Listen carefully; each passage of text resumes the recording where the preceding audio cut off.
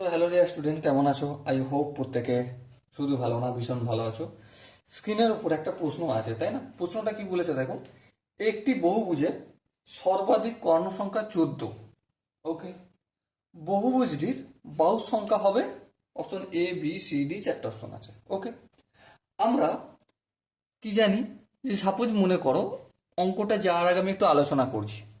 Suppose মনে করো এই একটা আয়তক্ষেত্র চতুর্ভুজ, ঠিক আছে? চতুর্ভুজ মানে চারটে বাহু। এর সর্বাধিক কর্ণ কটা থাকতে পারে? দুটো থাকতে পারে, ঠিক তো? হ্যাঁ, ঠিক।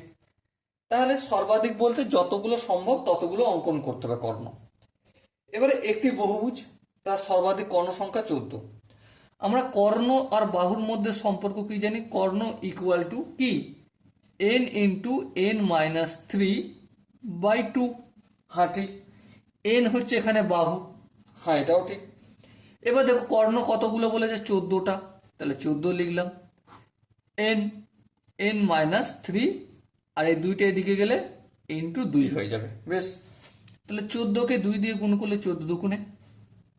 বেশ, বুঝতে পারছো? এন এর সঙ্গে এন এর গুণ করলে এন এর স্কোয়ার মাইনাস 3n। ওকে, এবারে 28টা সমান অপোজিট দিকে আনলে 0 ইকুয়াল টু এন এর স্কোয়ার মাইনাস 3n মাইনাস 28। ওকে, নো প্রবলেম। এবারে মিডল টার্ম যদি ফ্যাক্টর করি পাবো কি? পাবো N square minus 4 7 28, 7n plus 4n, 4 7 28। ওকে, মাইনাস 2 10 28। সো এখান থেকে কি পাবো? n কমন নেবো, n minus 7 into plus 4 common নেবো, n মাইনাস 7। সো আলটিমেট কি পেলাম? n plus 4 into n minus 7। So দেখো এখানে n এর ভ্যালু দুটো পেলাম, একটা হচ্ছে -4 আর একটা হচ্ছে n এর ভ্যালু +7। সো এটা কি হয়ে যাবে? রিজেক্ট হয়ে যাবে। তো বাহুর সংখ্যা কতগুলো হবে? অবভিয়াসলি 7টা হবে। সো মাই ডিয়ার ওয়াটসন, এখানে যে চারটে অপশন আছে তার মধ্যে option C is the right answer. So dear student, আশা করি প্রতিটা স্টেপ বোঝা গেছে। কোনো স্টেপ বুঝতে অসুবিধা থাকলে, ডাউট থাকলে বা কনফিউশন থাকলে কি করতে হবে?